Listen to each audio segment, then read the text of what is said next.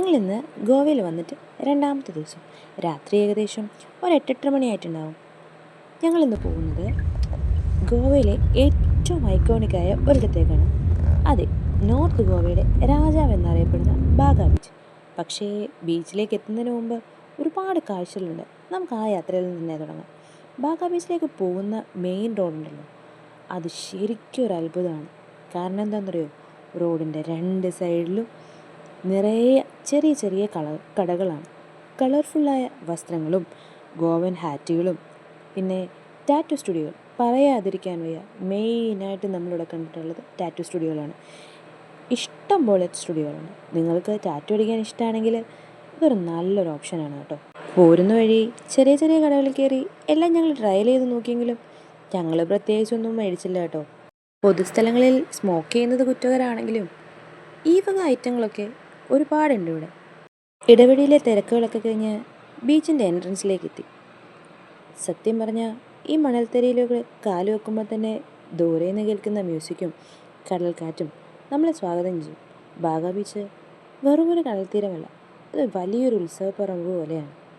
നിരനിരയായി കിടക്കുന്ന ബീച്ച് ഷാക്കുകൾ മുഴുവൻ ലൈറ്റ് കൊണ്ട് അലങ്കരിച്ചിരിച്ചു. മണൽപ്പരപ്പിൽ മെഴുകുതിരി വെളിച്ചത്തിൽ ഫുഡ് കഴിക്കുന്ന സഞ്ചാരികളും ദൂരെ കടലിൽ നിന്ന് വരുന്ന തണുത്ത കാറ്റും പശ്ചാത്തലത്തിൽ കേൾക്കുന്ന മ്യൂസിക്കും ഇത് പറഞ്ഞറിയിക്കാൻ പറ്റാത്ത ഒരു വൈബ് തന്നെയാണ്. നിങ്ങൾക്ക് പാർട്ടി ഇഷ്ടപ്പെടുന്നവരാണെങ്കിൽ ബാഗ ബീച്ച് അടിപൊളിയാണ്.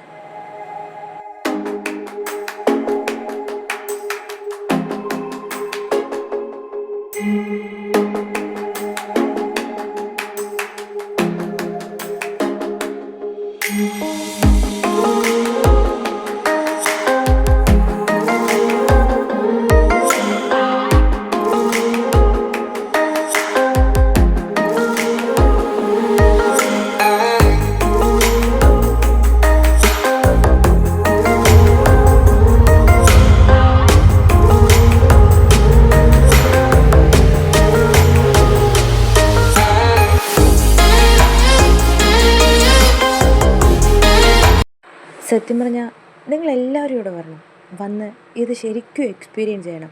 ഇനി ഗോവയിൽ വരുന്ന ആരെങ്കിലും ഉണ്ടെങ്കിൽ ഒരിക്കലും മിസ് ചെയ്യാത്തൊരു സ്പോട്ടാണ് ബാഗ ബീച്ച്. കാരണം അത്രയ്ക്കും അടിപൊളിയാണ് ബാഗ ബീച്ച്. ഞാനെന്തായി നോക്കുന്നല്ലേ, ഞണ്ടുകളാ, ജീവനുണ്ട് എല്ലാത്തിനും. ഞങ്ങളങ്ങനെ കാഴ്ചകൾ കണ്ട് കുറേ നേരം ഫോട്ടോസും വീഡിയോസും ഒക്കെ എടുത്ത് ഫുഡൊക്കെ കഴിച്ച് ഞങ്ങൾ അങ്ങേയറ്റം മുതൽ അങ്ങേയറ്റം വരെ നടന്നു. പോകും വഴി കാണാൻ ഒരുപാടുണ്ട് കേട്ടോ. ഇവിടുത്തെ മെയിൻ ഹൈലൈറ്റ് എന്താണെന്നറിയോ, ഇവിടുത്തെ ലൈറ്റിംഗ് ആണ്. ഓരോ ഏരിയയ്ക്കും ഓരോ ഷാക്കുകൾക്കും പ്രത്യേകതരം ലൈറ്റിംഗ് ആണ് അവർ സെറ്റ് ചെയ്തിരിക്കുന്നത്. ഞങ്ങളങ്ങനെ ഫോട്ടോസും വീഡിയോസും ഒക്കെ എടുക്കുന്നതിനിടയ്ക്ക് അൺഎക്സ്പെക്റ്റഡ് ആയിട്ട് 2 പേരെ കണ്ടു. ഒരു സായിപ്പും മദാമയും. അവർ ഞങ്ങളുടെ മുസൽമാൻ്റെ ഫോട്ടോസൊക്കെ എടുത്തിട്ട് ഒന്ന് ബ്ലെസ് ചെയ്തിട്ട് പോയി. അടുത്ത മിസ്റ്റർ ഇന്ത്യ ആവട്ടെ എന്ന് ബ്ലെസ്സിങ്ങും കൊടുത്തേച്ച് അവർ ബൈ പറഞ്ഞു പോയി. ഞങ്ങളങ്ങനെ കുറേ നേരം കടൽ തീരമൊക്കെ നോക്കി. കടലിൽ ഇറങ്ങണമെന്ന് ആഗ്രഹമുണ്ടെങ്കിലും നൈറ്റ് ടൈം അല്ലേ. ബാഗ ബീച്ചിനോടും തിരമാലകളോടും ഒക്കെ യാത്ര പറഞ്ഞ് തിരിച്ച് പാഞ്ചിമിലുള്ള ഞങ്ങളുടെ റൂമിലേക്ക് തിരിച്ചു. പക്ഷേ യാത്ര ഇവിടെ അവസാനിക്കുന്നില്ല. ബാഗയിൽ നിന്ന് പനാജിയിലേക്ക് എത്തുമ്പോൾ നമ്മളെ കാത്തിരിക്കുന്നത് മറ്റൊരു വിസ്മയ കാഴ്ചയാണ്. നമ്മൾ പനാജി നഗരത്തിലേക്ക് പ്രവേശിക്കുമ്പോൾ ആദ്യം കണ്ണിലുടക്കുന്ന മണ്ടോവി പുഴയാണ്. ഈ പുഴയിൽ ഒഴുകി നടക്കുന്ന കൊട്ടാരങ്ങൾ പോലെ നിൽക്കുന്നതാണ് ഗോവയിലെ പ്രശസ്തമായ കാസിനോകൾ. ഡെൽറ്റൻ റോയൽ, കാസിനോ പ്രൈഡ് തുടങ്ങിയ ഒരുപിടി ലക്ഷറി കാസിനോകൾ ഇവിടെയുണ്ട്. പുഴയിൽ പ്രതിഫലിക്കുന്ന ആ ലൈറ്റുകൾ കണ്ടോ, ശരിക്കും ഒരു വിദേശ രാജ്യത്തെത്തിയ ഫീലാണ് ഇത് നൽകുന്നത്. ഈ കാസിനോ കപ്പലുകൾക്ക് എൻട്രി പോയിന്റുകളിൽ നിന്ന് വലിയ തിരക്കാണ്. ആളുകൾ അവരുടെ ഭാഗ്യം പരീക്ഷിക്കാനും ഈ ആഡംബര കപ്പൽ ആസ്വദിക്കാനും ഇവിടേക്ക് എത്താറുണ്ട്.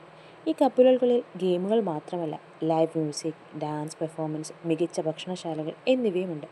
കരയിൽ നിന്ന് ചെറിയ സ്പീഡ് ബോട്ടുകളിലാണ് ആളുകളെ ആ വലിയ കാസിനോ കപ്പലുകൾ കൊണ്ടുപോകുന്നത്. പനാജിയിലെ രാത്രിയെ ഇത്രയും സുന്ദരമാക്കുന്നത് ഈ പ്രകാശ കാഴ്ചകൾ തന്നെയാണ്. അങ്ങനെ ആഘോഷങ്ങൾ നിറഞ്ഞ ഒരു രാത്രി കഴിഞ്ഞ് നമ്മൾ റൂമിലേക്ക് തിരിച്ചെത്തുകയാണ്. ബാഗയിലെ ബഹളങ്ങളും പനാജിയിലെ ഈ കാസിനോ കാഴ്ചകളും കണ്ടപ്പോൾ ഗോവയുടെ മറ്റൊരു മുഖമാണ് ഇന്ന് നമ്മൾ കണ്ടത്. ഈ വീഡിയോ നിങ്ങൾക്ക് ഇഷ്ടപ്പെട്ടെന്ന് കരുതുന്നു. നിങ്ങളുടെ ഗോവൻ യാത്രയിലെ ഏറ്റവും ഇഷ്ടപ്പെട്ട കാഴ്ച ഏതാണെന്ന് താഴെ കമൻറ്റ് ചെയ്യൂ. അടുത്തൊരു വീഡിയോയുമായി വീണ്ടും കാണാം. Good night. വീഡിയോ ഇഷ്ടപ്പെട്ടെങ്കിൽ ലൈക്ക് ചെയ്യാനും സബ്സ്ക്രൈബ് ചെയ്യാനും കമൻറ്റ് ചെയ്യാനും മറക്കരുത്.